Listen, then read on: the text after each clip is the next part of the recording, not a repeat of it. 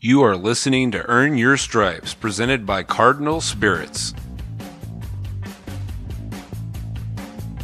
Hey everybody, welcome to another episode of Earn Your Stripes. I'm Max Bielfeld and I'm joined by my co-host Justin Albers. Justin, how's it going? It's going well, Max. Great first week of the show and looking forward to another great week of podcast. So today on the podcast, we have a very special guest in Austin Hatch, who I was lucky enough to have been on the same team with when I played at Michigan. For those of you who don't know Austin's story, you can go to my Twitter at Max Bielfeld, where I posted a little bit of Austin's story that E60 ESPN did in a little film, a little short called Miraculous, which tells Austin's unbelievable story and really gives you an idea of where he's coming from in the conversation. Austin has a lens on life that really puts matters into perspective. He's been in not one, but two near-death experiences, with one leaving him in a 6-week coma, which left him unable to speak or walk. Doctors told Austin that the earliest he might be able to walk would be in 6 months, but he was walking in 5 weeks. He has a willpower that can be matched by very few in this world and still has one of the most grateful, positive mindsets on life as anyone. He said there's really only 2 bad days he's had in his lifetime, and I think that speaks to kind of who he is. Yeah, Max, and our goal with this podcast is not only to offer our different perspectives on sports, which we will continue to do as we go forward, but also to provide an uplifting, optimistic source of inspiration and a relaxing escape from whatever it is you might be going through in your daily life today. Hopefully we're able to accomplish that on some level, and you can let us know if we do. Reach out to us on Twitter. I'm at Justin_Albers. Max is at Max Bielfeld. You can email me, jmalbers@indiana.edu, or leave us a nice 5-star review on iTunes and let us know what you think of the show, what particularly you're enjoying about it so far, and what you think we can improve on going forward. We really appreciate all of that feedback. Speaking of the 5-star reviews, we want to thank everyone who has taken the time to go to iTunes and either leave a 5-star rating or a 5-star review. This show isn't possible without you. I want to go ahead and read some of those reviews from #babyhands, who writes unique. Really enjoy listening to Max's take on things with his experience playing in the Big Ten. Can't wait to hear more. Thanks for that. #babyhands. From Walker of Sky. Must listen for every IU fan. Enjoy Max's inside perspective on all things college basketball as it comes from 2 programs, as well as Justin's take from his time covering the team daily and his AAU experience. Thank you for that, Walker of Sky. We appreciate you listening. Arabian Baller writes, great insight. Justin does an excellent job of bringing in great people to do podcasts with. I will definitely listen to more in the future. Thank you, Arabian Baller, for that. From Shoots GGH, one of a kind, parentheses, since unique was used twice already. He writes, a fantastic pair that provides a view from different angles. Justin provides insight from his experience from the media side and covering IUBB. Then Max, who has smoothly transitioned to the media side after his playing days, plus the guests that join them are top-notch. I would love to have more insight from Max on the intricacies of the Big Ten and college basketball in general, like his analysis of the general question about Romeo's recruitment, stuff that the average fan wouldn't know or notice, tied into the current Hoosier team, obviously. Thanks for that review and those suggestions, Shoots GGH. Thank you for listening. From T-Roms T11, great game analysis. Justin and Max work so well together, giving thoughtful and insightful information not only about Indiana basketball, but life itself and how it relates to various subjects. They share entertaining stories and examples of both of their own experiences from a player, coach, and journalist point of view. This can't be missed, and I look forward to the next one. Thank you so much for that, T-Roms T11. We appreciate you listening. And finally, from TV Guide Editor, solid analysis. Max and Justin provide 2 viewpoints on Big Ten and IU basketball that are worth hearing. Thank you to all that took the time to go to iTunes and either leave a 5-star rating or review. You can do so as well. We hope you will, and we'll mention you on next week's podcast. We want this podcast to be as interactive as possible, so continue sending us your questions you'd like us to answer, and we'll get to as many of them as we can every Tuesday. The first question today is from Mark F., who writes, hey Justin, short-time listener, first-time emailer. I appreciate all that Coach Crean did for IU. I remember a tweet you put out after the FBI scandal hit to the effect that Indiana fans should be thankful for Crean that day. I'd like Max to discuss what Crean and his staff did behind the scenes to educate players on rules to keep everyone clean, stuff normal fans wouldn't know, as well as what you saw while covering them. Thanks for the question, Mark. We appreciate it, and thanks for listening. Glad to have you on board. Max, I'll let you take the first stab at that question. So, Mark, yeah, the two programs I played for, Beeline and Crean at Michigan, Indiana, were both very adamant on obeying the rules. And they're great examples of coaches to play under just because they set the right standard. Beeline was actually the director of ethics for the NCAA, and I believe still is. And Crean was right up there with them. But most of the actions are done with the compliance department coming in for the university and pounding it in your head that you can't accept anything, to always consult the compliance department if you're unsure about things, et cetera, et cetera. But for the most part, it's not about being told what you can't do. It's about people just disregarding the rules. And yeah, I know the NCAA rule book's getting bigger and bigger every year, but it's just the way things are, and you got to kind of obey them. Not kind of obey them, you have to actually obey them. But there's some weird ones, like they'll come in and things that won't really make sense. They'll come and say, so we went to the Final Four and the Elite Eight back-to-back years, and we had a couple guys leave for the NBA, and Tim Hardaway, Trey Burke, Nick Stauskas, and so they came and said to us at the start of the season, they said, let's say Nick Stauskas comes back, he can take you out to dinner, and he can buy, guys that played with him dinner, but he can't buy guys dinner that didn't play with him. So let's say he comes back and Spike and me are going to go out to dinner with them and bring Austin Hatch. He can basically say to the waitress when she comes around and asks for the bill, hey, I got Max and Spike, but I can't buy Austin, so give him his own bill. Which is, it's kind of like at the dinner, it's almost like, oh, you kind of feel bad. But Mark, I think you've actually inspired a new segment that we're going to do called Rules Are Rules. After reading that one, just talking about some of the most absurd rules the NCAA has and interesting stories. So I think we'll get to that one for our next podcast. We're going to start doing those. I think the listeners will really, they'll appreciate some of those stories, and whether I've experienced them personally or you can see them happen all over the NCAA. So we're gonna get that going next week. I think it's funny, just things as simple as they always call it the cream cheese rule. We could act for the team, but you can't have an extra benefit. And they said bagels were considered a snack, but cream cheese in your bagel was an extra benefit. So, if you find that funny, I think you'll really enjoy this segment. Yeah, I think that'll be really fun, Max, and I think it's a great idea for a segment just because there are so many rules that oftentimes players won't even know, or they won't even know they're breaking a rule at some programs that aren't as compliant or big on compliance as other schools, and there are some funny ones like you mentioned, so it'll be interesting to get to that. If there are any rules that you've seen personally in the NCAA playbook that you think would be good for that segment, tweet and use the hashtag #RulesAreRules, and we'll look for those and try and incorporate those. But I'm sure Max already is aware of plenty for the first couple editions of that particular segment. And Mark, just for your to answer your question, as far as what I saw when I was covering the program, I can't speak to it in as many details as Max can because he was there, and so he knows how it works. But from a Tom Crean standpoint, just knowing him and interacting with him, recruiting-wise and otherwise throughout the years, I just noticed how intense and strict and by the book he was. I mean, he could probably recite most of the rule book, and if he couldn't, he has somebody within 5 feet that knows the answer to the question. So he was very much so paying attention to those rules and making sure that everything done at Indiana was by the book, especially in the early years after everything that happened and what he inherited from Kelvin Sampson. And Max came in toward the tail end when he had really kind of mastered teaching the players compliance and making sure that they abide by all the rules. So that's kind of what I saw. The second question comes from Dan Foster, who writes, I'd like to know what specifically is different about Coach Miller's pack line defense than what Tom Crean ran. It may not be on topic, but I often notice our opponents screening for the ball handler much closer and more effectively than IU.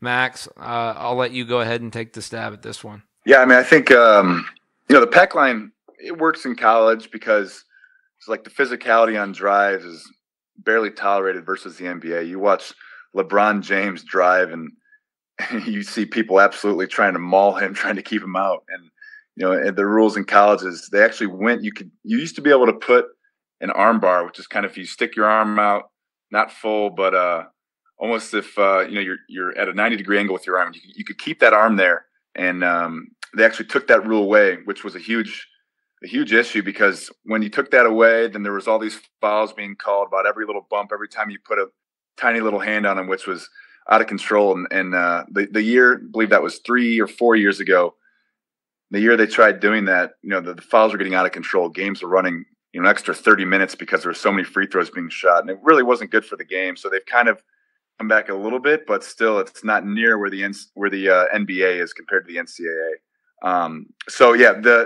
It gives you more assistance with your teammates putting hands in to make them pick up the dribble. If coming at it from a basketball, a coaching perspective, if I'm driving on Justin and I get by him, there should be someone's hand right there. If I'm driving to my right, there should be someone's right hand right there in the gap, all to make me pick it up, and therefore, making it tougher to score and having to do something with the ball right away. And it's all about figuring out what works best for your team and recruiting towards that. So, for instance, West Virginia has the ability to press the entire game because they have that athletic ability. And it's not about whether one defense is better than the other, because West Virginia proved to be a dang good team compared to a lot of teams all over the NCAA that played the pack line. So, it's just one of Coach Miller's philosophies, and he enjoyed a little bit more of the pressure, which sometimes beat us, which sometimes really helped us. And it's just all about what works right for the program. So I think I was a head coach. I think overall I would use the pack line more, just because it forces more shooters to shoot. But I think overall it takes away that drive, and that drive is so vital, especially late game when the refs are really whistle happy. If you notice in the last 2 minutes of the game, the bumps they allowed earlier in the first half are not nearly the same as in the second half. They tend to call it more for the most part. So I think, that's kind of my take on the pack line. Our third and final listener question this week, and I apologize, I don't remember who specifically sent this question to me on Twitter, but I know one of my followers sent it a couple weeks ago, along the lines of Curtis Jones, and asking about his recent struggles and kind of how he'd been on the bench a lot lately and not involved in the rotation. And since it's been announced on Sunday, he's left the program and will transfer at the end of the semester, I thought it'd be a good time just to kind of address that topic and that question at this point. And while I don't want to call Curtis's transfer predictable, I think it was probably the best thing in the end for both parties. Curtis didn't really seem comfortable in his role at Indiana, and he seemed to be lacking confidence as of late. And I think that's disappointing, because I do think he's a talented player that will be a good fit, and will find a good fit somewhere else, and will end up having a good college basketball career. He's still got 2 more years of eligibility, so he can find a place that suits him better. But it is disappointing to see him leave the program like this so early, especially when you consider how his career began last season as a freshman against Kansas, when he made some clutch big-time shots down the stretch that really helped Indiana beat a great Kansas team in that season opener. But these types of things happen all the time. Kids are transferring, and sometimes it's just not a good fit, either for the kid or for the program. And it's about finding the best fit for you, because you only get to go to college once, and from the college's perspective, you only get a certain number of scholarships to fill. So you want to make sure everybody that you have on the team fits the role or fits what you're trying to do. And so from both parties' perspective, I think it's probably the best thing to happen. And it's unfortunate, like I said, but sometimes it's not a good fit. Kid gets homesick sometimes. And I think you just wish Curtis the best going forward and move on with the team that Indiana currently has. But we appreciate all of you for sending those questions. We hope you'll continue to do so, because we like getting them and interacting with you in any way that we possibly can. If you have a question you'd like Max or I to answer on next Tuesday's show, tweet it to me at Justin_Albers or at MaxBFL, or email jmalbers@indiana.edu. You can also ask the question by simply tweeting and using the hashtag #EarnYourStripes. We can find it that way, and we'll try to get to as many of those questions as we can next Tuesday. And the ones that we can't get to, we'll push to the future. So don't think that your question's being ignored if you don't hear it immediately. We'll try and answer as many of them as we can on the Tuesday shows. Max, have you ever been watching an IU game or any other kind of sporting event and, somebody misses part of the game because they're in the kitchen making a complex cocktail and they think they have enough time during that commercial break, but they come back and they're like, what happened? How did Indiana get up by 3? What did I miss? Yeah, all the time. It's frustrating, right? I mean, isn't it? Cocktails should be simple. Who has time to bring out a mixer and shake up a cocktail in the middle of the game? You don't have time for that. Well, luckily, we've partnered with Cardinal Spirits, who's been nice enough to sponsor this podcast. And with Cardinal Spirits 2-ingredient cocktails, you can make an easy 2-ingredient cocktail during the media timeout and not miss any of the game. You don't even need a recipe. Cardinal Spirits are so flavorful and high quality, you don't want to hide them or cover them up. For day games, try a Bramble screwdriver with Cardinal Spirits Bramble Black Raspberry Vodka and Orange Juice, or a hot hopscotch with Cardinal's Songbird Coffee Liquor and Hot Coffee. For night games, you might try Cardinal's Lake House Spiced Rum and Coke, or you can mix it with apple cider to mix it up a bit. You don't want to be the guy who pulls out a cocktail shaker during the game. Just keep it simple and classy with Cardinal Spirits. Visit cardinalspirits.com to see a full list of their products, and mention Earn Your Stripes on your next visit to their bar in Bloomington for 10% off your total order. Thanks again to Cardinal Spirits for sponsoring this podcast, and make sure you visit them online or at their location in Bloomington. Before the featured interview today with Austin Hatch, I want to all remind you to go check out the video I posted on my Twitter at Max Bielfeld, and it really shares Austin's story well. It lets you know exactly what he went through and puts everything in a good perspective going into this and hearing where he comes from. Now we're going to go into a quick 6-minute audio clip of a little bit of the summary from the clips of the ESPN film they made, and I think you'll really enjoy it. So here it is. For 20-year-old Austin Hatch, Chrysler Center at the University of Michigan has been a yearned-for destination. Not a finish line, a kind of promised land, reached only after a journey of biblical proportions. Cleared flight level 220. 911. A plane just crashed. And all of a sudden, big boom. 8 years later. Oh gosh, it is unbelievable. When you're millimeters away from death, you look at life through a different lens. He is a walking miracle. Let's just say that the situation didn't look good. But here we are. What he's gone through so far is miraculous. He said to me, Coach, the way I look at it, I've been so blessed through life. I've only had 2 really bad days in my life. Around 6 p.m. on September 1st, 2003, an 8-year-old Austin boarded a Beechcraft 6-seater for a flight from the family cabin in Michigan to their home in Fort Wayne, Indiana. On board were Austin's mother, Julie, his 5-year-old brother, Ian, and 11-year-old sister, Lindsay. At the controls, his father, Dr. Stephen Hatch.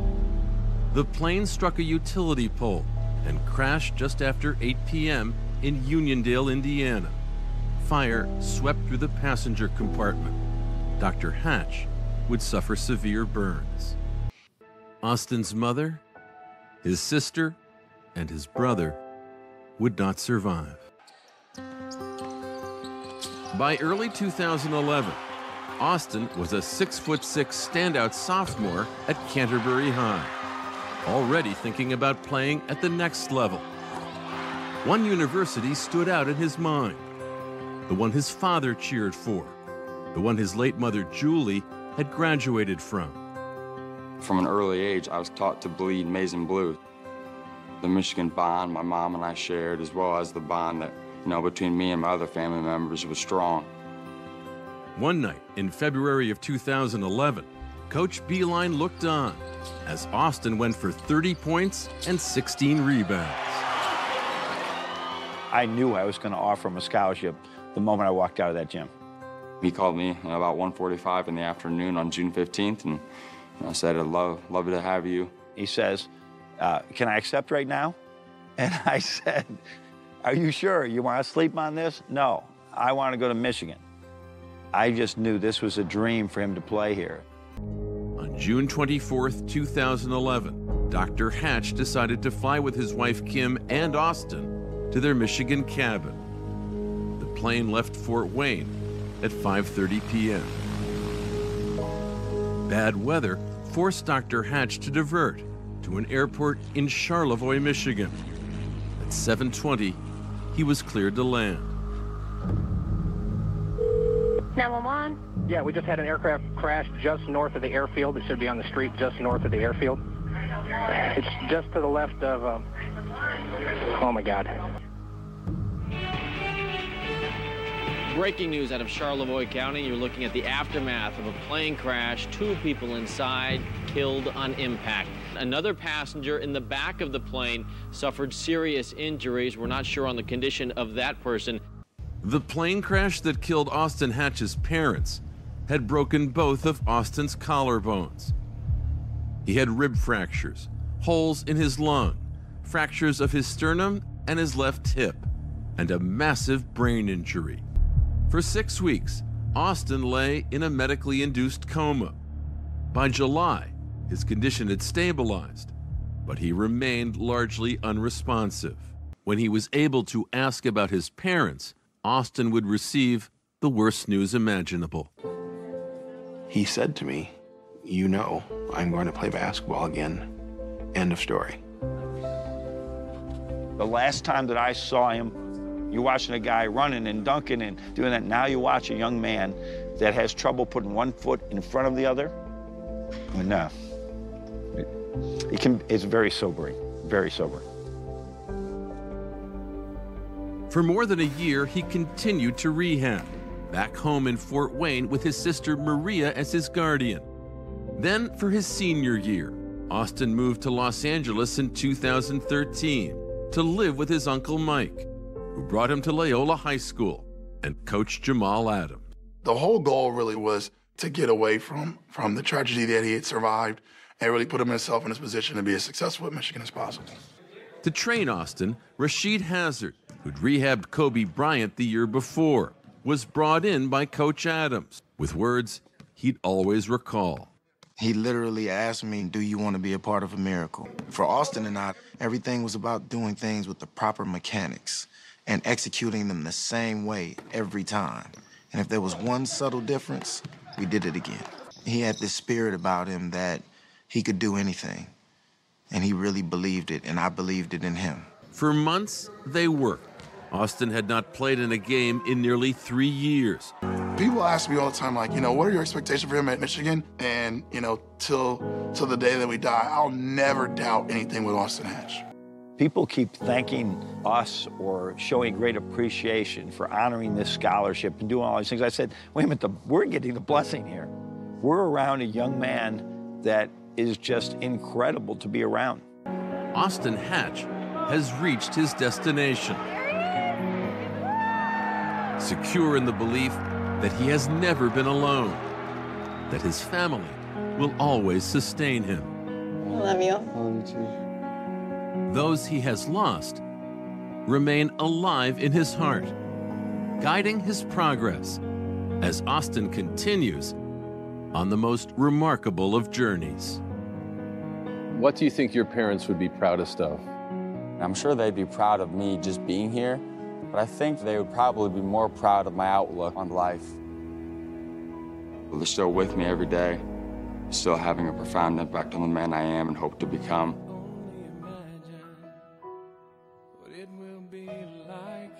And we're here now with Austin Hatch. Austin, appreciate you joining us tonight. How you doing, man? How's your Monday going? My Monday's going great. How about yourself, man? Oh, couldn't be better, man. I've been getting ready for the podcast with you all day, and I watched your E60 film again, and geez, fending off some tears. But hey, man, first off, I want to say, it was an absolute pleasure to have played with you at Michigan. I mean, like, honestly, you were a daily reminder of the important things that people can easily forget, like not to take anything for granted, always grateful what you have in life and never let any challenge put you down. And I really think that was an instrumental Michigan. So yeah, man, really, really want to thank you first off. So I mentioned that the E60 film about your story, I don't know if you remember this, but we were on the plane together. We were traveling to a road game and you were in the row behind me. I don't know if you remember this, but I turned around and I got done watching. I said, dude, I just want to give you a dang hug right now. Like, oh my God, everything you went through is so foreign to me, and it's hard for me and most people to imagine, to try to put ourselves in your shoes. But the thing that really makes me enjoy you as a person, and the reason I asked you to join us on this podcast, is because of who you are now. The way that you've responded in life and your outlook, your mentality. It's really been great to listen to so far. Well, I really appreciate your kind words, Max. And it's you don't judge a man by where he stands.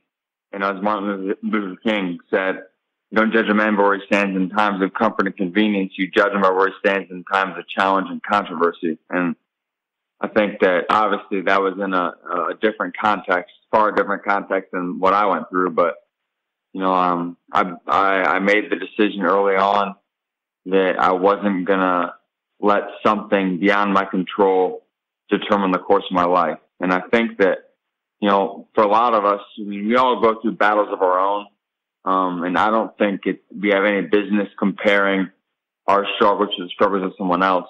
But I think that we just have to make the decision that, we're not going to let something beyond our control determine the course of our life. I certainly wasn't going to let what happened to me determine the course of my life. Obviously, it has to some degree. Some things, are beyond my control. But I knew that I had complete control over how I responded to what happened to me. So. Yeah, man. It's just, you've been such a pleasure to follow too. If you guys, for everyone listening out there, go follow him at Austin Hatch 30. He's great on Twitter. He just puts out stuff that, you can't hate at all. It's just, such positive stuff, and it's real stuff, and it really, kind of makes you put life in perspective. So yeah, definitely go out and follow him there. Yeah, Austin, it's a pleasure to have you, and I'm glad Max was able to connect with you and get this done. I really appreciate you doing it, because I know you have, like Max said, been an inspiration to a lot of people, and that's kind of where you've taken your life now, like you mentioned, in your response to what happened to you, to try and do good and inspire others and try and make a difference for other people going through their own battles. What kind of led you down that path? What made you start in this motivational speaking realm, and what kind of led to that, and what has been your favorite part of that so far? Kind of share some experiences from that opportunity and that journey that you've been on. Absolutely. Well, yeah, I figure that, why not use, if I can use something that I went through to share some of the things I've had to go through and had to learn the hard way, why not use that as a platform and use that to be able to share things with other people that they may be able to use. That, when they go through something tough, if they, maybe they hear me speak or something, and then they're going through something, and then they remember, oh yeah, I heard from a guy that went through something tough on his own. He went through something tough too, and here's what he said. Here's what he did. It worked for him. So maybe it'll work for me too. I don't speak to, tell people that, hey, you know what, here are the 10 things you need to do to, overcome anything you face. I don't think that there's really a playbook, a single playbook to overcoming any adversity that works for everyone. I believe everyone overcomes things differently. And so my hope is that, of the things I share, so maybe I'll speak for 20 minutes or a half hour. And maybe one thing I say impacts and resonates with someone, then I think I've done my job. I just want to use the tragedies that I've experienced in my life thus far. I want to use those to help other people. Since I can't change what happened to me, but it makes me feel good about myself, and it makes me, it's rewarding for me. It's fulfilling, to be able to impact other people in a positive manner. Yeah, Austin, go ahead. I mean, I've watched some of your stuff that you've done so far. I really liked, your story about finding your purpose, the grit, your grit model. I mean, just go ahead and share some stuff about that. I mean, I think everybody out there, as well as us, would really enjoy, hearing it from you. Yeah, absolutely. Well, so we hear a lot about grit. Angela Duckworth is a really smart lady who goes to one of the Michigans of the East, if you will, the University of Pennsylvania. It's the Michigan of the East. That's really what it is. She wrote a book about grit, and she says that grit is passion and perseverance for long-term goals. Grit is about sticking with your future day in and day out, not for a week, not for a month, but for years, she says. And she also says that, grit's about working hard to really make that future a reality. That's true. I agree with that. I've also heard that, people have said, grit's about working hard at something for a long period of time. It's about consistency. Grit's not as much about intensity as it is about consistency. That's also true. But I think those definitions are great, and I do agree with them, but I think there's a way to define grit that's a little more specific, and maybe that is not so general. So I define grit. So grit's four letters, and I define it as four key things, four key components. But to me, grit starts with knowing our purpose, having a greater purpose for why we do what we do. Because we have to have a bigger reason for why we do what we do. A story is I've heard. So imagine that, your family or something you really, really care about is on top of a 50-foot tall cliff, and you have to rock climb it with no spotter. You have to do it on your own. And no one would choose to do that. I mean, who would, at least I'm not a good rock climber. I don't know if you are, Max.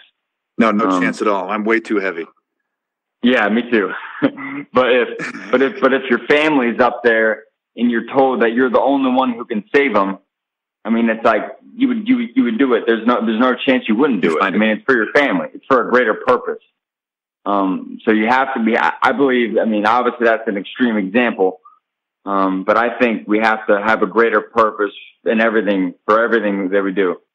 And the reason I talk about purpose first is because I believe knowing our purpose drives us to be gritty. Because when they have that greater reason for working hard, when they have that greater reason for overcoming something, when they have that greater reason, for doing something that we don't want to do, I think we're much more willing, to do what it takes to overcome. So grit starts with knowing our purpose first and foremost. And then the grit is four letters. I believe there are four key components. The grit, there are four key things that knowing our purpose drives four key things in my view. The first of those is the growth mindset. The G in grit stands for the growth mindset. The growth mindset is an idea developed about 15 years ago at Stanford University by Dr. Carol Dweck. And she talks about the growth mindset and the fixed mindset. The growth mindset believes that every setback is an opportunity. The growth mindset believes that even when we inevitably fail at something, or even when we inevitably face adversity, because we all undoubtedly will, whenever we face that, the growth mindset believes that, it's not what happens to us, it's how we respond to what happens to us. Mm-hmm. And I believe that, the growth mindset is really the one. If I had to associate one word with grit, if I had to boil it down to one word, I think it's growth mindset. Because, when you have that growth mindset, you believe that everything you do, you get better from it. And there's nothing in life that you're not going to use to improve. And I think that, obviously we all have tough battles, and it's hard to view setbacks, as, ways that we're going to get better. But, I believe that, what happened to me, obviously I couldn't control it, but I and I can't play basketball the way I once could, but I was going to use that. I was going to get better through that. I was going to grow from that. And I think that's the first key component to grit in my view. Yeah. I mean, just one thing on the growth mindset. I mean, basically, you're just saying the premise is adversity is opportunity. That's one thing. Absolutely. That you've always said. And, I think it's huge, growing up, I always tend to be skeptical. You always got to be skeptical of people that think they have everything figured out. Those are the people that don't have the humility, and they don't have the growth mindset because they don't want to change. I try not to surround myself with people that, are set in their ways because, over time they're going to be obsolete. I remember John Beeline. I don't know if you were there when he said this, but he said one of the biggest things that has made him a good coach for all these years is his ability to adapt and his growth mindset. And again, I'm not sure, I actually first got the growth mindset from Beeline in one of our team meetings. He was very big on protecting the culture and growing everybody intellectually as well as physically. So, that's the first time I heard that growth mindset. I obviously it applies to you probably, more than anybody, but I think everybody, everything you're going to say today and everything we're going to talk about, everyone's going to have something to take away from this because, whether it's something huge like you went through or whether it's something minimal that we have to put in perspective to get over, I think that's going to be a giant part of this entire thing. Yeah. Well, I think that the growth mindset, obviously it's a popular idea. Most people, have heard of it, when Dr. Dweck developed it in her book. She wrote a book, Mindset. I think it was a, New York Times bestseller, but, it applies to every aspect of life because, obviously in all parts of life, there are going to be difficulties. There's going to be adversity in anything we do, whether it's work, school, athletics, family, marriage, whatever it is, there's going to be difficulties. And I think that, we have to approach every difficulty with a growth mindset, and we have to believe that adversity is opportunity. That's all it is. I think that, life in general has this funny way of we say we really want something, and then life will give us a test and say, okay, now let's see how bad you really want whatever it is that you said you want. I think that when we have that growth mindset, it's like, this happened, but it's not going to stand in the way of me achieving my goal, whatever the goal is, because I'm going to work too hard and I'm going to use this to grow. I'm going to get better because I went through this adversity that I didn't want to go through. I'm going to use it as a conduit to get better. And so I think that we just have to make the decision that we're going to use everything for good, for our good. It's kind of hard to sometimes. Obviously, the tragedies I've been through are extremely tragic and the loss is awful and everything. But I made the decision early on that I was gonna find a way to grow from what I experienced. And, I stand here with you today that looking back on the past, 15 years since the first one happened and then, 6 years since the second one. And I'm like, you know what? I'm proud to be able to say that I haven't allowed something extremely traumatic and tragic get in the way of me achieving my goals. And I don't say that to be arrogant, but I just think that it's not. The process isn't always fun. I think that's something else that is big. Was big for me. Obviously, relearning how to walk. Relearning how to run, relearning how to dribble a basketball. That wasn't fun. But if we have a growth mindset, we believe that we're gonna get better. We're gonna grow from having to go through that tough process. You know what I mean? So definitely. Yeah, you just you took responsibility. You weren't a victim, and you went at it. You were up at like 5 a.m. every morning, and trying to figure out basically how to walk again and how to shoot a layup. And it's very sobering. Like Coach B says, it's true. It's truly amazing. Hey, Austin, I was reading a story from the Detroit Free Press from earlier this year where they quoted you as saying, if anybody has the the right to ask, why me? It's me. But that doesn't do, that's not what God wants me to do. That's not what my family would want me to do. And so it's very clear to me, and it's been very clear throughout this entire process, that you have a very powerful strength in God, and I'm sure that was strengthened incredibly when it was tested in the ways that it has been. Where did that strength come from? That strength of faith, and what kind of lessons do you think you learned immediately following it being tested in the ways that it has, and how do you feel like persevering from that has strengthened that faith even more? Absolutely. Well, I think that, the Romans 8:28 says, consider it pure joy, my brothers and sisters, whenever you face trials of many kinds, because you know that the testing of your faith produces perseverance. That has basically been like, kind of my driving force in life, because I've been like, obviously, it's hard to really look at, the tests that I've had to go through. It's hard to look at those with pure joy, and hard to be like, man, you know what? I'm so thankful that I went through 2 plane crashes, because I know these plane crashes produce perseverance. Obviously, no one thinks that way, but when you go through something tough, you work hard, you do what it takes to overcome it. And then you look back and it's like, man, you know what? You're proud of yourself. And for me, even much more importantly, I've had so I talked about greater purpose, first. I've done my very best to honor my family and honor God with everything I do. I think that, the way I've responded to the adversity that I faced, the adversity that was beyond my control, I think that, I do think that my family's proud of me.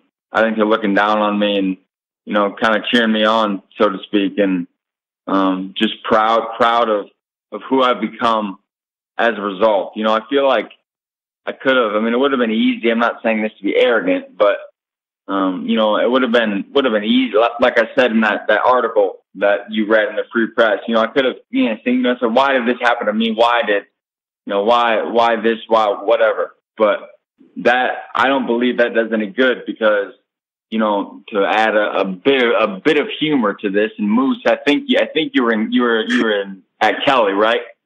Yep. At IU. Yeah, that's right. So we, if we look at, if we bring in some Econ 101, if we look at the opportunity cost of asking, why me? Man, why did this happen to me? Why did I almost lose my life? There has to be a reason. So I've had those thoughts, but, to use some academic vocabulary like Moose, because I know you're extremely smart, so I'm trying to speak your language here. So if we look at the opportunity cost, what we give up by asking why me and spending time worrying about, why did this happen?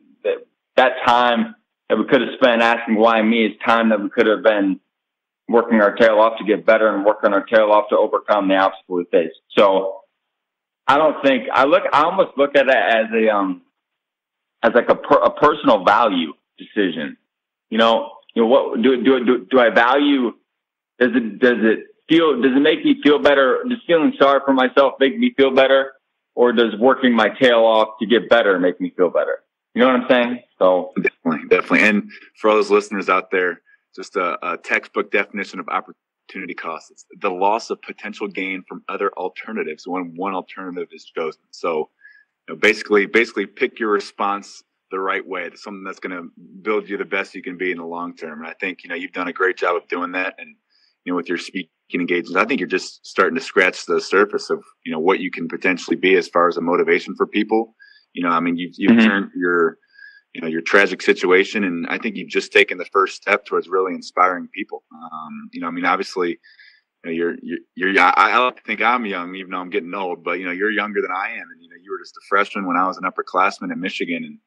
And I was just, it was so nice to play with you, because, you really open up a door that not many people can open up about, what really matters in life. It's just like finding purpose. So when, it's crazy when I heard, the Michigan team playing, how they had that accident last year. You were the first person that came to my mind. I was like, dear God, please tell me Austin didn't travel on that plane. Please tell me he didn't travel to that game and he wasn't on there. And even though it was much more minor, I was freaking out after having heard the news. I mean, just kind of illustrating how incidents like that, how a tragic situation can, it's all about how we respond. I think relating this back to a basketball standpoint, can you talk about how Michigan, they won the Big Ten tournament after having the team plane accident? Tell us about how what you saw maybe from the guys and what you heard from their mindset. Because I know, when the team gets in a mindset, when the team gets in an accident, the first person they ask about how to respond to that's got to be you. I mean, you're kind of the leading source of basically how to respond the best to an incident like that. Absolutely. Well, I as you said, I wasn't with him on the plane. Fortunately, I've had enough difficult times with planes, had enough tragedies with planes, but they bonded together. They had a greater purpose, like I was talking about, and under Coach Beilein's leadership, they approached what they went through with that growth mindset, and they believed that we experienced something tough, but just because we experienced what we did, that's not going to stand in the way of us achieving our goal, which is obviously the goal is winning the Big Ten tournament. And I think that with Coach Beilein's leadership and they had each other, and they really bonded together. And I think that event really, obviously an event like that is going to strengthen the bonds within a team. Obviously, they wouldn't have chosen to go through that, but I think that they found a way to grow from it. Like I was saying, obviously I didn't I wouldn't have hoped or wished or wanted to go through what I did, and they wouldn't have wanted or wished to go through what they did either. But since it happened, they just found a way to go through it, and that's just a decision we have to make whenever we face something. Obviously there are extreme cases, and I don't intend to diminish the significance of anything anyone listening to this is facing. But, in the majority of cases, in the vast majority of adversity that we face, we are in complete control over how we respond to adversity. And my teammates knew that, and they knew they weren't in control of the event, but they knew they were in complete control of how they responded to the event. And I think you saw that by how they played, by how they bonded together, and how they, grew as a unit and really accomplished one of the coolest stories that we've heard in college basketball in a long time. Yeah. Quick question. So this is obviously very speculative. Do you think Michigan would have won the Big Ten tournament if they didn't go through that together? I know it's a lot of intangibles and, kind of the bond and the common purpose, but you've seen how that can affect a basketball team and a team in general. That's why coaches, they try to break you down and have the team build back up together as one. Do you think? For sure. Do you think they could have won it, but do you think that helped their odds of winning it? I don't know. Like you said, it's hard to say, and I'm not in any position to say yes or no to that. But I think that. Yeah, because it's hard to say, but I think that as I said before, they didn't need to go through that. I think they would have played a great tournament regardless.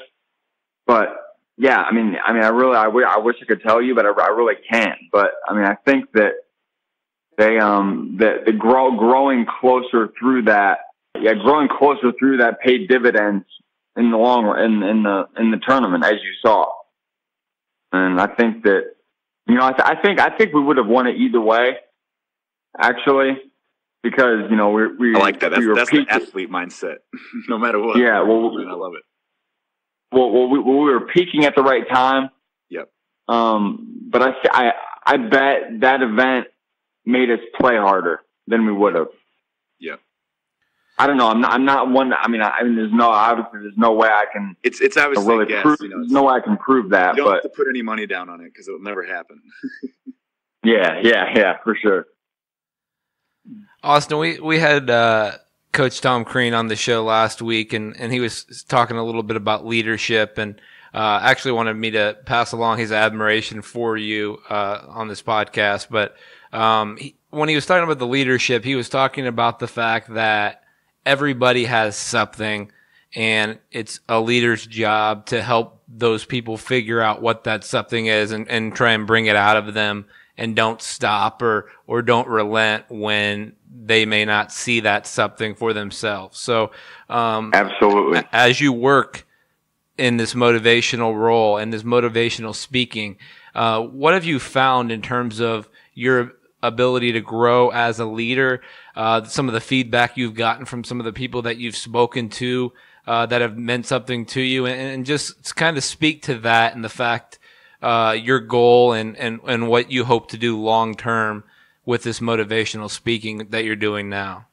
Yeah, well, I think though, first and foremost, I appreciate Coach Crean's kind words, and obviously I have great respect for him as a coach and as a man as well.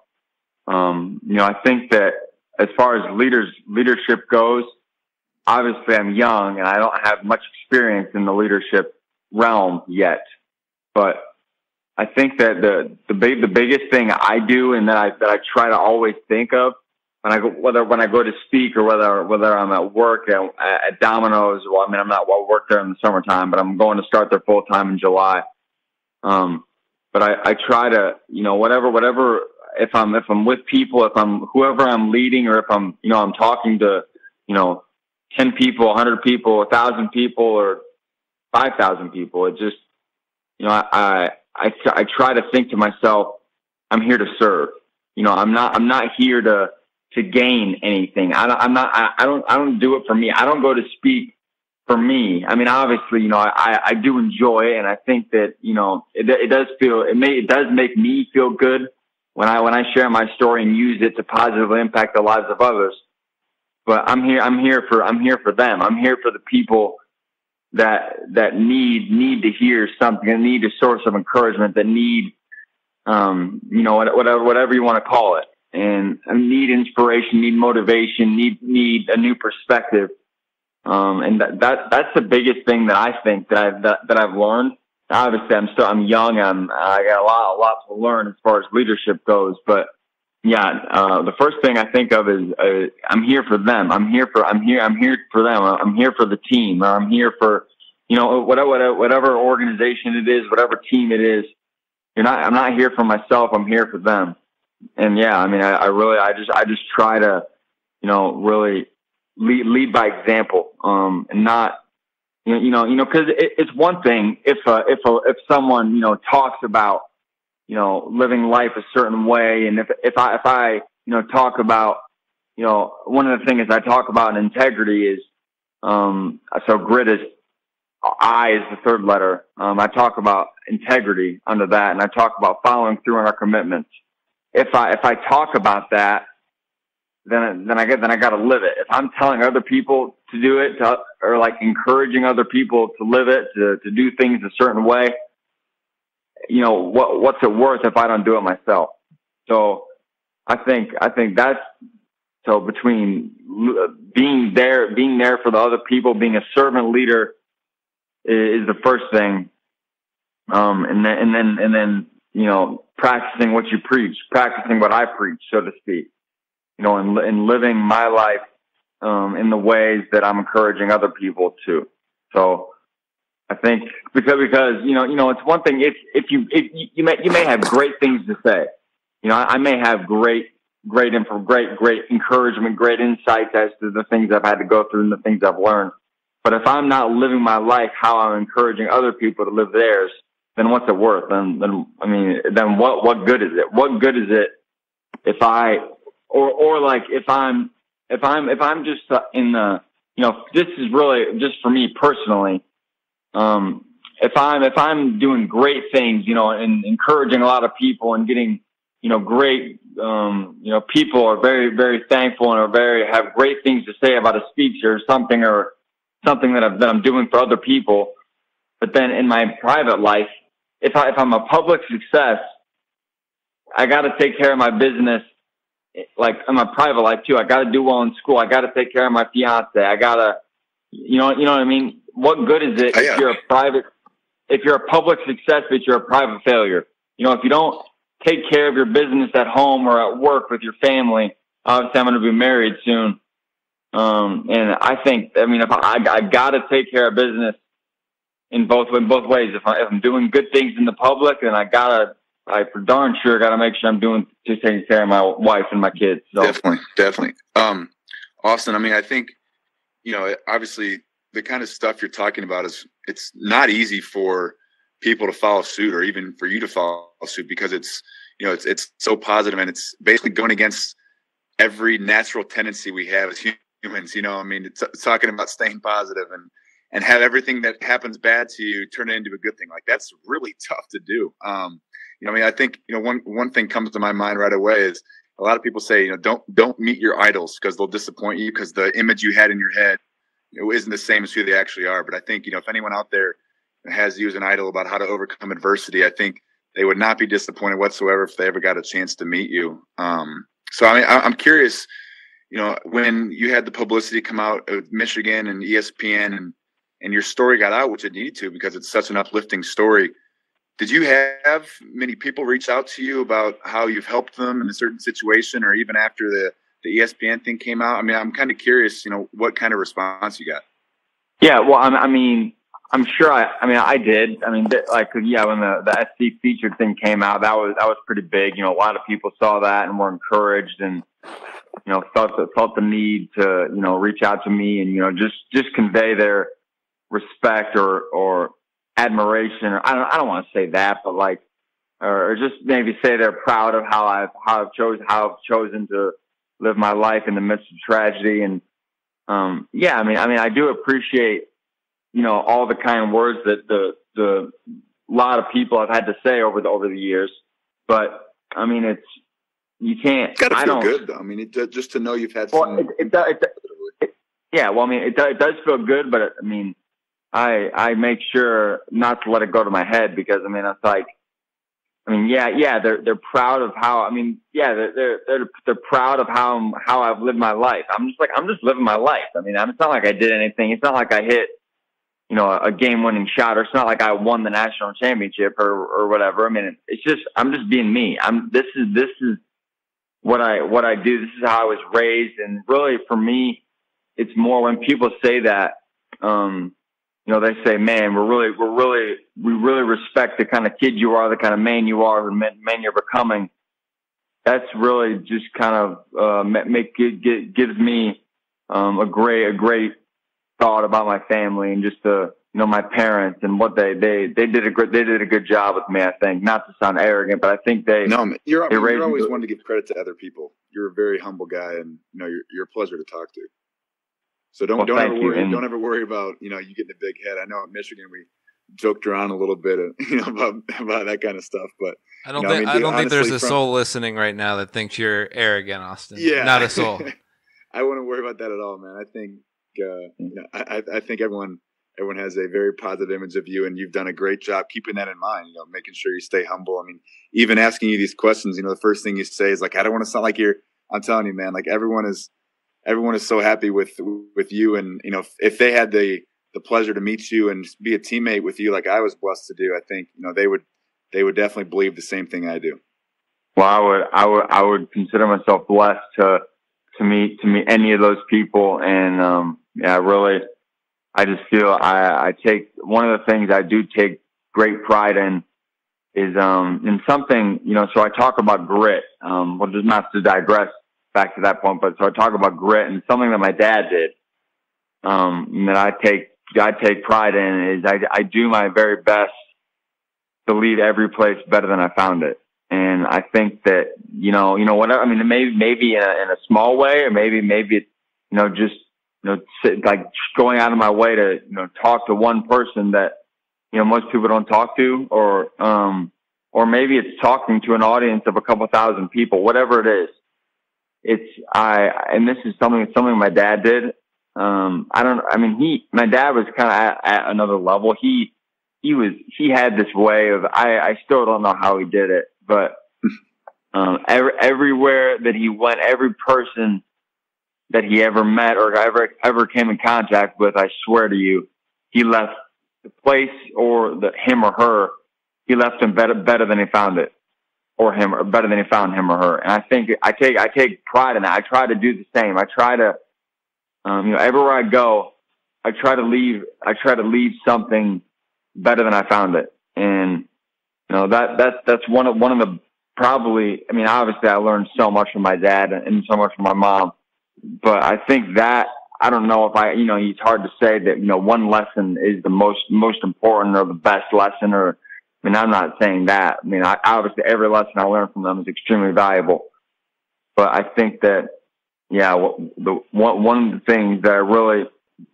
things I carry with me the most, I carry with me every day, every moment of every day is I do my best to leave every place better than I found it. And I think that, I think we can all do that. It doesn't take, you don't have to be, the John B. lines or the, a big time figure to do. You can be someone little, like me. You don't have to do anything extraordinary. You just have to, just by doing little things, that's how you leave a place better than you found it, to me. So. Well, first of all, I think what you have done is extraordinary. So I wouldn't phrase it as if you haven't, because what you've overcome and the way that you're living your life and helping other people find their purpose is definitely extraordinary. I loved what you said about the importance of making sure you take care of stuff at home, and congratulations on the engagement and the upcoming marriage. That's awesome, man. And thank you. It's really refreshing, especially in an era where so many people present a certain image publicly that really is false if you see them privately. So that connection between the private public person, I think, is really important. If you could just speak to the relationship with your now fiance and how that has impacted your life and changed it for the better, and what it's been like to find that after what you've been through. Yeah, well, it's it's been, obviously I consider myself extremely blessed in many facets of life, many areas of life. But meeting Abigail it's been the biggest blessing, and I'm so fortunate to have found an incredible woman, an incredible teammate to go through life with. She makes me a better man. We challenge each other, we push each other, and I think people talk all the time, about the ideal girl, the ideal woman to find in your life, and the girl is going to be, whatever she's going to be, tall, gorgeous, humble, sweet, whatever adjectives you want to use. Abigail is all of those adjectives and more. And I think that, I consider myself extremely blessed, and I think that Abby is the reason that I'm still here. So this is interesting. So one of those smart, really smart guys. One of Don't those talk about Michigan, yourself. No. One of those, and I'm not talking about you either, Moose. one of those really smart guys at one of the Michigan campuses of the East Coast, the Massachusetts Institute of Technology. It's another one of the Michigans of the East, and playing second. And yeah, for sure. But so he, Dr. Charles, excuse me, his name is Dr. Albert Schweitzer is his name. He calculated that he's a really smart guy at MIT, and he calculated that the odds of surviving a plane crash with at least one fatality involved is 1 in 3.4 million. Wow. So that's extremely slim, right? You wouldn't bet on that. I survived 2 of those. So using my elite Michigan education, I made a really difficult calculation. I multiplied 1 in 3.4 million times 1 in 3.4 million to get the odds of surviving 2 plane crashes, right? With multiple fatalities in each. I mean, I think that's right. So, the odds of surviving both of those is 1 in 11 quadrillion, 560 trillion. So that's very slim. That's very slim, right? I think I'm not saying this to be arrogant, but I think I'm the only person in the world who they found that survived 2. That's unbelievable. Which is unreal. So I believe God has a purpose for me here, and I believe, the first purpose, maybe it's sharing my story to help other people. Maybe it's, helping others go through tough things that they're experiencing. But I think Abby's the biggest reason that I'm here. That's awesome, man. Yeah, I always, I always liked her. Obviously she was a volleyball player at Michigan, and I was a basketball player, so I knew Abby, and I knew you and Abby together, and it's funny. I think with social media and everything, you and Abby are probably my most liked couple. I'm always liking your pictures and everything. Everyone's celebrity couple these days is like Kim and Kanye. I think you and Abby are my celebrity couple that I always think about. You guys are awesome. Well, thank you.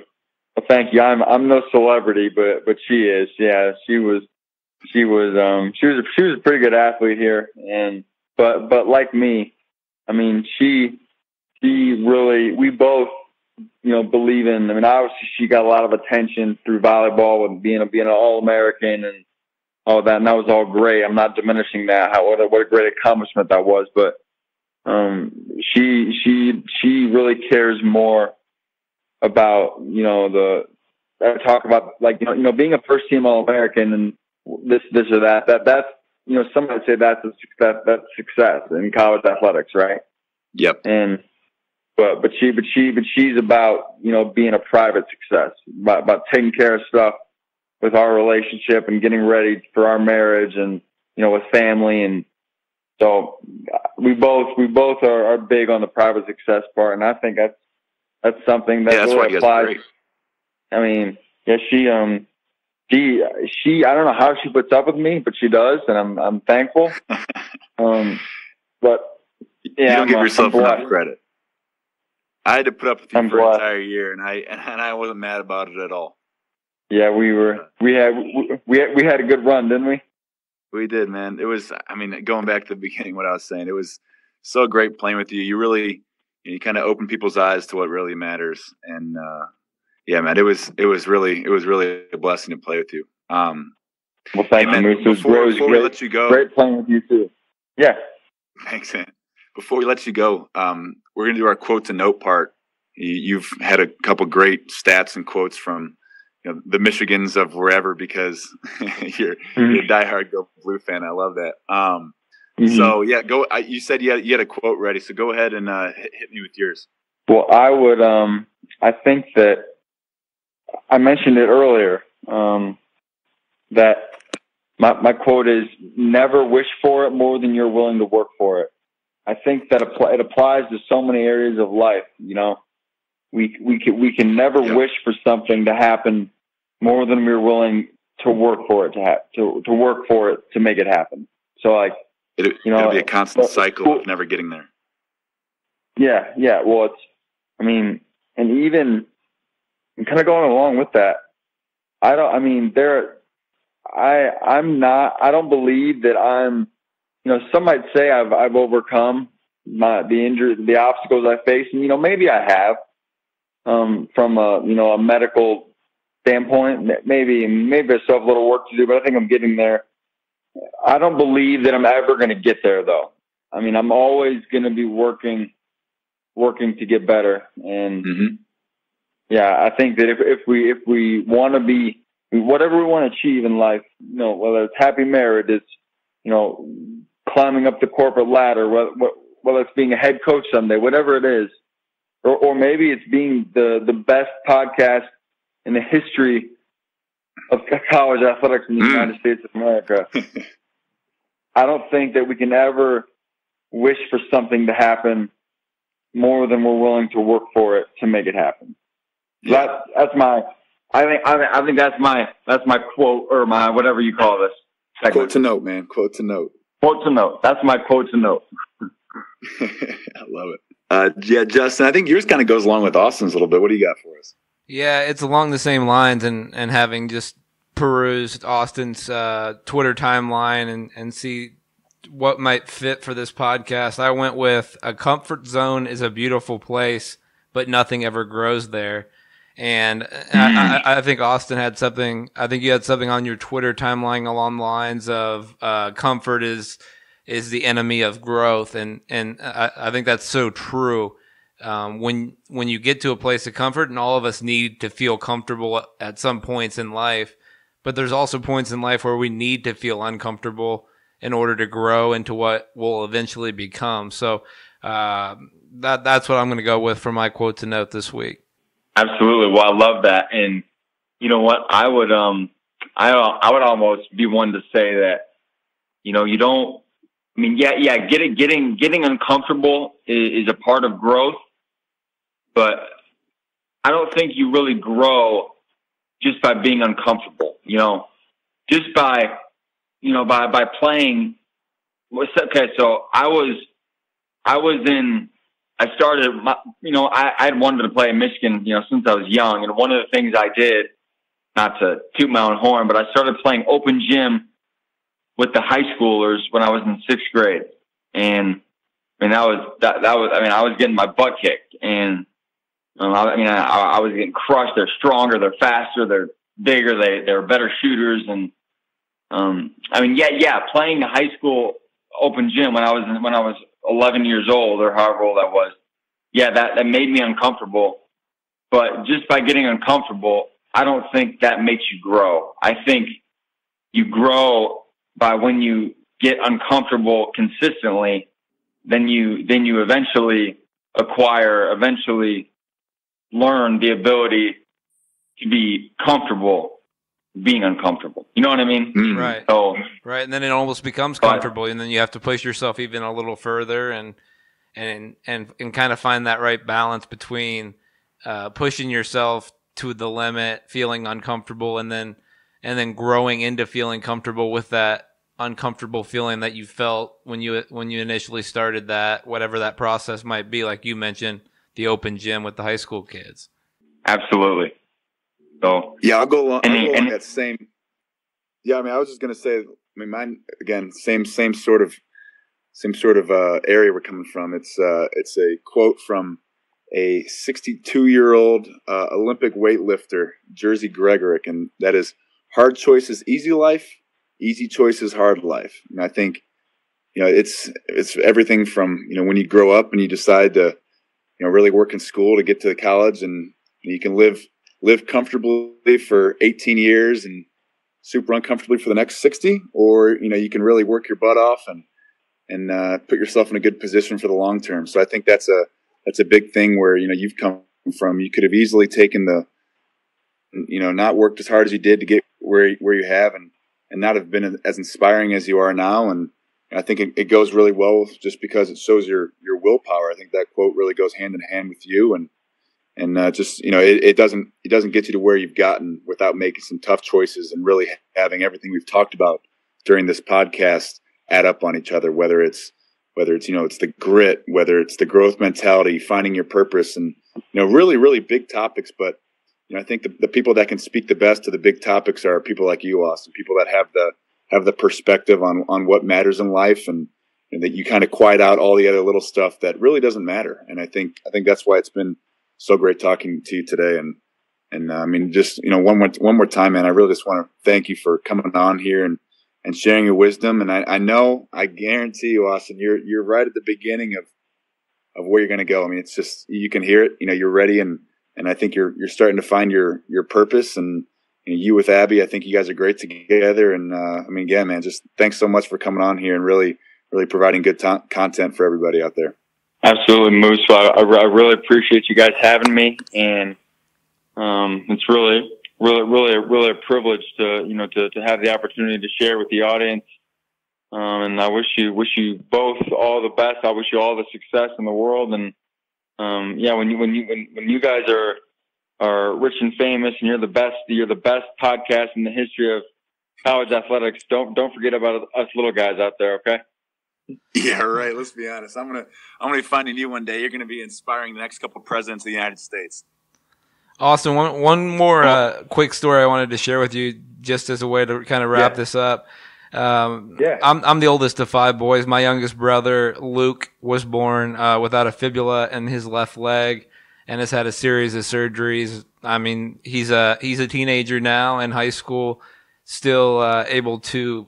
He played tennis this fall, and he's got another surgery upcoming. But I know I just wanted to share with you that he's watched your ESPN documentary multiple times, and he's one of those people, I think a lot like you, never asked why me when he was born that way, or when he had to go through those surgeries and go to school with a fixator sticking out of his leg, or whatever the situation might be. He always looked at it in a positive manner, and so I just kind of wanted to share with that with you, and the fact that I think he's been inspired too by seeing your story and the way that you've responded to it. So again, thanks so much, man. Thanks for what you're doing for everybody else, and I really appreciate you taking the time to do this with us. Absolutely. Well, it's so great that to hear your brother has made great progress, and yeah, I'm sorry that he's had a tough circumstance to deal with, but I'm thankful that my story perhaps could provide some source of encouragement to help him get through his difficult times. And that's really all my goal is. Obviously, people all have battles of their own, and the reason I share with people is I think that maybe they can take one thing I say, one thing that I've learned, and if it helps one person, then I think I've done my job. So I'm thankful that Luke has been able to overcome and is in the process of overcoming. And I've never met Luke, but I'm proud of him for how he's made the decision. That we're not to never let himself be a product of his circumstances. He could have taken their route and just kind of said, I was born without a fibula. Yeah, so I'm not going to play sports. I'm not that playing sports is the reason that he's overcome things. But he could have taken the victim mentality and just kind of said that this is beyond my control. But I'm proud that he's made the decision that he's going to overcome. And I'm sure I can't really get inside his head, but I'm sure he never thought it'd be great if I overcome this. It'd be great if I play tennis someday. It'd be great, if I can, live a normal life, even though I was born without a fibula. I'm sure you always thought when. It'll be great when I play tennis. It'll be great when I'm in, you know what I mean? So we can't think if, we always got to think when. Love that. Well, Austin, thanks one more time, man. Justin, you got anything else for me? That was really great. No, I appreciate it. That was outstanding. Luke will really like that too. Cool. Yeah. All right, Austin. Definitely give him my best, and my best to you both as well. Happy holidays. Same to you, happy man. Holidays. All right, take care, guys. Thanks. Wow, Max, that's some inspiring stuff, man. I figured he'd be good. The thing I love about him is you tend to. I always try to compliment him as much as I can because he's one just completely put himself in the back seat and not take a compliment. He almost gets kind of flustered. Right. Yeah. And that was almost some of the fun I had with him in Michigan. I would sit there and be like, "Hey, Austin, man, you are looking good today. What is that? What are you wearing? Is that Lululemon? Man, you're looking good." And oh man, he was always fun to have on the team, and he was real great for our team. And just there's so many intangibles that you speak about there. Just having him a part, having him as a daily reminder, just all those important things that you really tend to forget in our world. Yeah, and we played for the listeners before that segment part of that ESPN short that we mentioned and referred to several times during that interview. You guys can find that miraculous. I think Max tweeted it out on Monday. You're probably listening to this on Tuesday, so you can go and find that there, or you can just search YouTube. You can find that a lot of places. And I just watched that back on Sunday night myself, and I've seen it many times, but it still hits you in a different way every time because it is so... I think the reporter from ESPN describes it of overcoming something of biblical proportions, and that's really not exaggerating what that situation was and what he went through. He brought up the odds to you. That's something. Yeah, how many zeros were in that number? Way too many for me, man. I mean, 1 quadrillion trillion. We promised our listeners. That's like bigger than our national debt. I just promised our listeners early in this episode that we wanted to provide them a nice relaxation for an hour, and here we are bringing in economics and mathematics and it giving me a headache. Oh man, isn't he great? It was great. But it's nice to hear your nickname referred to so many times in isn't that in funny? an interview. They always at Michigan. Moose was always my nickname that just kind of caught on my freshman year and just casually transitioned. You know, the old seniors would leave and the freshmen would learn it, and it just kind of hold on there. I mean, it's weird being called Moose. You know, my high school nickname was Big Puppy, just because I'm a big 6'8" guy that just a fun-loving guy, and some people would say I don't know my own strength when I play around with them. They call me Clifford as well. But so it was kind of funny. So going to Michigan and then going with the whole Moose thing, it was along the same lines as it was actually Matt Bogerts who first gave me that nickname Moose because there was this huge lineman at Michigan named I don't forget what his first name was, but his last name was Mooseman, and he's just this big guy and just absolute bull. And he's like, that's kind of how you play basketball, man. You just like run through people. I'm like, yeah, I kind of guess. He's like, I'm gonna call you Moose, and just kind of caught on. And I went to Indiana, and I, being 23, 24 years old, I guess I'm back to Max. And I probably shouldn't, have a nickname when I'm, 40 years old, a little bit more professional. But Moose was the college nickname. Yeah, well, he's a true inspiration. His story is, remarkable. The odds he mentioned, but first of all, great job getting him, Max. But second, I kind of like to think about it during that time when he was in that coma, almost that 2-month span after the second plane crash. I kind of like to think that his mind temporarily went somewhere with God, and he gained some insight that maybe we don't have and that he didn't have previously. And when he did wake up from that coma and come back to his body, he had that insight still with him, and he's been sharing that with as many people as he can. And I think that's super awesome and very valuable to so many people, including myself, and I'm sure you too. Yeah, his level of comprehension of that kind of stuff is, it's just that it's a different level. It's hard to relate to, and you study this stuff and you try to live the way that makes everybody. You try to live a certain way in life that treat everybody the way you treat yourself. And he's such a humble guy, and he's always giving credit to other people, and he's always even when he's doing something remotely, saying how happy he is in his relationship. He's always like, not to be arrogant, but I love my wife. It's like, you know what I mean? He's just there. It's such a great guy to talk to, and I'm glad we could work that out.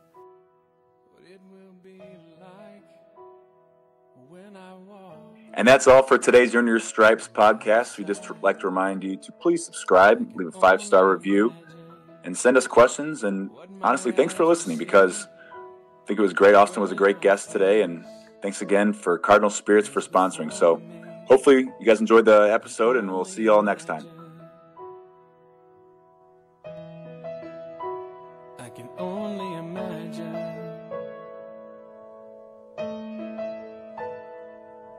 surrounded by your glory. Wonder will my heart feel? Will I dance for you, Jesus? Or in awe of you be still? Will I stand in your presence? To my knees, or will I fall? Will I sing hallelujah? Will I be able be at all, I can only imagine. I can only imagine. I can only imagine when that day comes, when I find myself standing in the sun.